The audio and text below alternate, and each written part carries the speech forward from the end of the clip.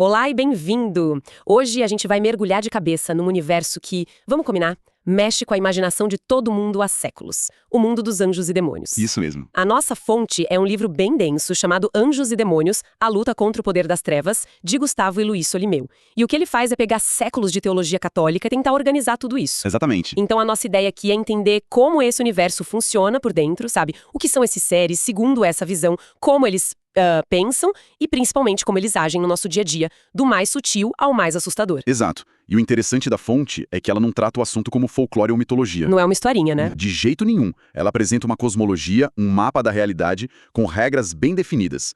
Para o livro, anjos e demônios não são metáforas. São seres com inteligência, vontade e um papel ativo no mundo. Certo. O que vamos explorar é essa tentativa de sistematizar o invisível, de traçar uma linha clara entre o que eles chamam de ação benéfica e influência maligna, certo? Então vamos começar pelo mais básico. Quando eu penso em anjos, a primeira imagem que vem é aquela clássica da Renascença. Bebês gordinhos com asinhas flutuando em nuvens, os querubins barrocos.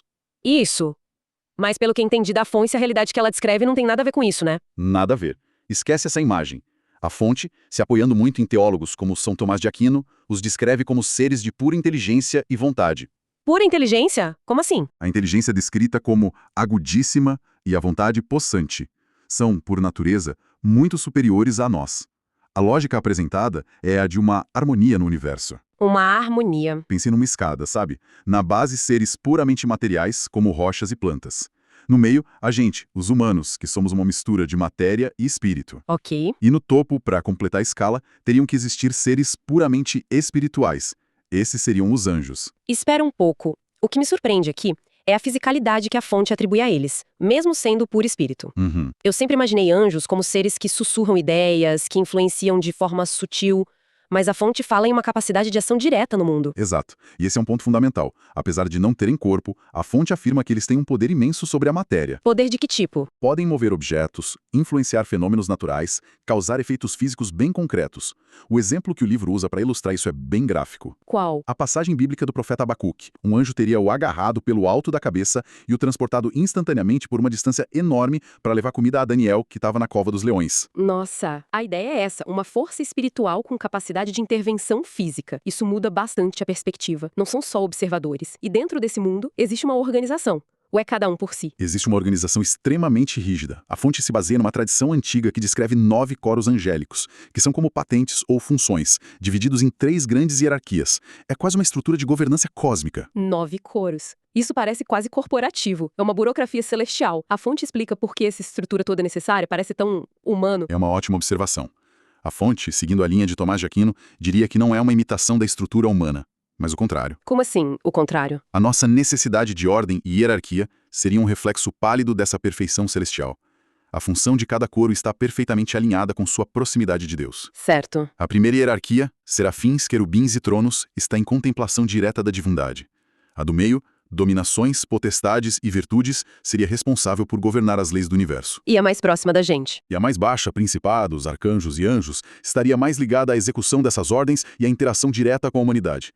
Então não é burocracia, mas uma cascata perfeita de comando e função. Certo. Então temos esse exército celestial perfeitamente organizado, com uma cadeia de comando clara, mas isso levanta a questão óbvia. Se tudo foi criado tão perfeitamente, de onde saiu o outro time?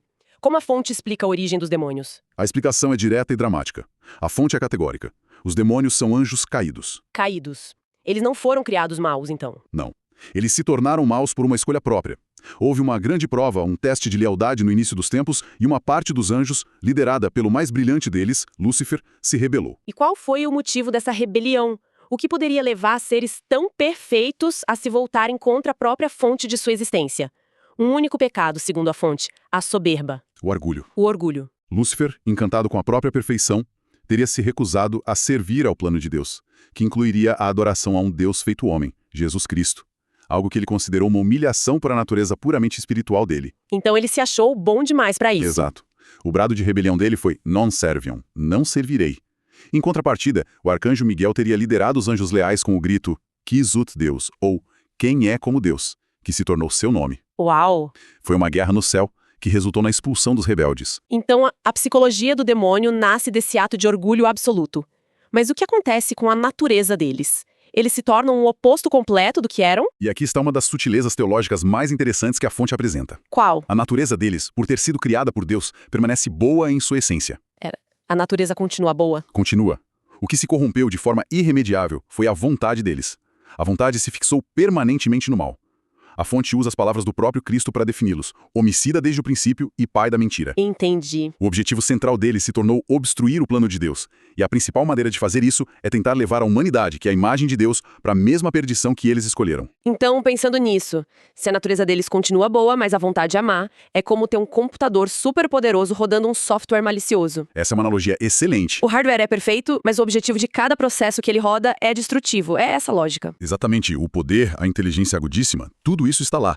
Eles não perderam seus poderes angélicos. O que mudou foi a intenção que os guia. E essa intenção é... Agora é de ódio a Deus e inveja da humanidade. No entanto, e este é um ponto crucial que o livro reforça o tempo todo, Sim. o poder deles não é infinito. Eles só podem agir dentro dos limites permitidos por Deus. Não são uma força oposta e igual, mas uma força criada e subordinada, mesmo em sua rebelião. Ok, isso é um ponto importante. Eles são poderosos, mas limitados. Então, como essa influência, essa vontade corrompida, se manifesta no nosso mundo? Como eles agem no dia a dia, segundo a fonte? A fonte faz uma distinção muito clara entre o que chama de ação ordinária e ação extraordinária. Ordinária e extraordinária. A ação ordinária é a mais comum, constante e talvez a mais perigosa. A tentação é o sussurro, a sugestão para o mal. Mas toda a tentação que a gente sente vem deles? Se eu quero comer um chocolate a mais, isso é uma ação demoníaca? Não, e a fonte faz questão de esclarecer isso. O livro explica que as tentações podem vir de 3 fontes: da nossa própria natureza decaída, o que a teologia chama de concupiscência. Certo, as nossas próprias fraquezas. Isso, do mundo, ou seja, dos maus exemplos e das estruturas de pecado ao nosso redor, e por fim do demônio. Ah, entendi. O que eles fazem é justamente explorar as nossas fraquezas pré-existentes. Eles observam, identificam nossas inclinações e aproveitam a oportunidade para nos empurrar na direção do pecado. Eles não criam a fraqueza, eles a instrumentalizam. Perfeito. Essa é a ação sutil do dia a dia. E a ação extraordinária? Imagino que é aqui que entram os fenômenos que a gente vê nos filmes. Exatamente. É o campo do que é mais raro e impressionante. A fonte divide essa ação em 2 categorias principais. A primeira é a infestação. Infestação, ela pode ser local, que são as clássicas casas mal-assombradas, ruídos inexplicáveis, objetos que se movem, aparições, uma sensação de opressão no ambiente. Ok? Ou pode ser pessoal, que são ataques diretos contra uma pessoa, sem que haja uma possessão. Esses ataques podem ser externos, como agressões físicas de uma força invisível, ou internos, Como assim internos? como pensamentos obsessivos, blasfêmias que invadem a mente, ou um profundo desespero sem causa aparente. E a segunda categoria seria a possessão, que é o que todo mundo pensa quando ouve falar em exorcismo. Qual é a diferença fundamental? A possessão é o grau máximo, o mais extremo, e, segundo a fonte, o mais raro de todos. Certo? Na infestação, o ataque é externo. Na possessão, o demônio passa a exercer um domínio direto sobre o corpo da pessoa. Sobre o corpo, não a arma. Exato. A vítima age como uma marionete. E aqui é um ponto teológico de extrema importância que a fonte esclarece. O demônio nunca pode dominar a alma ou forçar o livre-arbítrio a pecar. Então a pessoa não tem culpa do que faz nesse estado. Não é moralmente responsável pelo que faz ou diz durante uma crise. A vontade dela permanece livre, embora seu corpo esteja sendo controlado. Mas vamos ser práticos? Falar línguas desconhecidas, ter força sobre-humana. Isso soa como algo saído de um roteiro de Hollywood. Sim, claro. No mundo real, a linha entre um surto psicótico grave, esquizofrenia ou outra doença mental e o que a fonte descreve como possessão parece incrivelmente tênue. A fonte aborda o risco de um diagnóstico errado. Absolutamente. E essa é a razão da prudência que a fonte tanto enfatiza.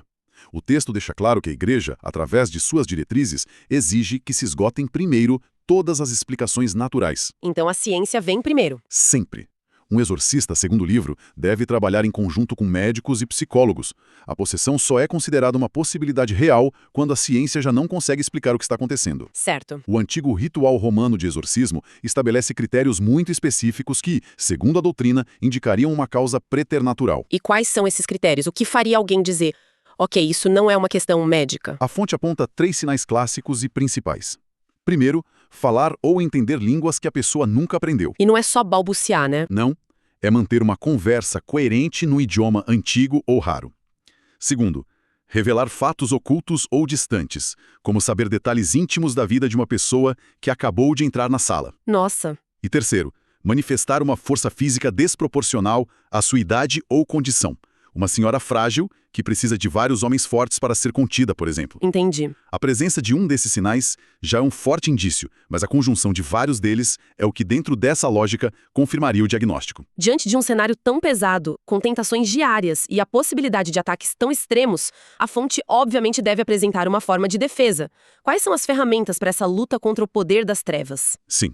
O livro dedica uma parte considerável aos remédios. Eles são classificados como preventivos e liberativos. Preventivos, para o dia a dia. Isso, são os mais importantes. Uma vida de oração, a frequência aos sacramentos, com um destaque enorme para a confissão, que é descrita como sendo, em certo sentido, mais forte que o exorcismo. Mais forte que o exorcismo. Por quê? Porque ela corta a raiz do pecado que dá ao demônio o direito de agir, e também o uso de sacramentais, que são objetos ou sinais abençoados, como água benta, crucifixos, medalhas e o próprio sinal da cruz. E o exorcismo em si, ele é o último recurso, a arma nuclear desse arsenal espiritual. Exatamente. O exorcismo solene é apresentado como a arma mais poderosa da Igreja para os casos extraordinários de possessão. Não é uma oração de súplica, mas um ato de autoridade. Uma ordem. Uma ordem. O sacerdote, agindo na pessoa de Cristo, dá uma ordem direta e imperativa ao demônio para que se retire. Por ser um rito tão poderoso e delicado, a fonte explica que, por prudência e para evitar abusos, ele é reservado. Reservado a quem? Apenas sacerdotes com uma vida exemplar e com autorização expressa do bispo local podem realizá-lo. Isso tudo parece muito distante da vida da pessoa comum. Parece algo para especialistas, para uma elite clerical treinada para essa batalha, onde a pessoa normal se encaixa nisso tudo. E é aqui que a fonte apresenta o que talvez seja a ideia mais impactante e surpreendente de toda a obra. E qual é, depois de falar de rituais, bispos, critérios e perigos, o livro afirma: somos todos exorcistas. Como assim? Isso é uma virada de chave. Depois de toda essa conversa sobre regras e autorizações, a fonte basicamente diz que a primeira linha de defesa está com a pessoa comum, que não é algo só para especialistas. Exatamente. E essa é talvez a ideia mais prática de todo o livro. A lógica é que pelo batismo todo cristão já renunciou a Satanás e participa da vitória de Cristo sobre o mal. Certo. Isso conferiria a cada pessoa a autoridade espiritual para resistir às influências malignas em sua própria vida, na sua família, na sua casa. Então não é para sair fazendo um exorcismo formal em outra pessoa. Não, de jeito nenhum. Não se trata de realizar o exorcismo solene, mas sim de usar a própria fé, a oração em nome de Jesus, a água benta, para expulsar as influências malignas do cotidiano. Tentações mais fortes, aquela sensação de opressão em um ambiente. Exatamente. Ele tira o poder exclusivamente das mãos de uma elite e o democratiza, por assim dizer. A mensagem é: você não é uma vítima passiva esperando por um resgate. Você já tem as ferramentas. Então, o que a gente extrai dessa análise é um mapa completo de uma realidade invisível, mas, segundo a fonte, extremamente ativa. Isso. De um lado, anjos como guardiões e executores de um plano divino. Do outro, demônios como adversários inteligentes e poderosos, cuja principal arma é a mentira, agindo desde a tentação que parece inofensiva até as manifestações mais chocantes. É um sistema de crenças que, em sua essência, busca dar um sentido ao problema do mal no mundo. E, crucialmente, ele não para no diagnóstico do problema. Ele oferece uma solução. Ele oferece um manual de defesa e resistência, enfatizando o poder que, dentro dessa visão, é conferido ao indivíduo através da fé para não apenas se defender, mas para ser um agente ativo nessa luta espiritual. E isso nos deixa como a última reflexão. Um ponto que a fonte menciona e que me pareceu especialmente relevante para os dias de hoje. Qual seria? O livro fala sobre pactos com o demônio, e não apenas daquela forma explícita de ritual e adoração. Ele menciona o pacto implícito. Isso aconteceria quando alguém, de forma consciente, recorre a práticas como adivinhação, magia ou superstição para obter um conhecimento, um poder ou um resultado que não poderia conseguir por meios naturais. Certo. Ao fazer isso, a pessoa estaria, mesmo sem querer, abrindo uma porta e aceitando a ajuda de uma força que não é divina. O que levanta uma pergunta provocadora. No nosso mundo, tão focado em resultados imediatos, em hacks, em atalhos para o sucesso, para o conhecimento, para o controle. Exato. Quantas de nossas ações, se olhadas através da lente dessa fonte, poderiam ser interpretadas como uma forma de pacto implícito? Um convite, talvez inconsciente, para receber ajuda de forças que a gente não compreende e certamente não controla. É algo para se pensar.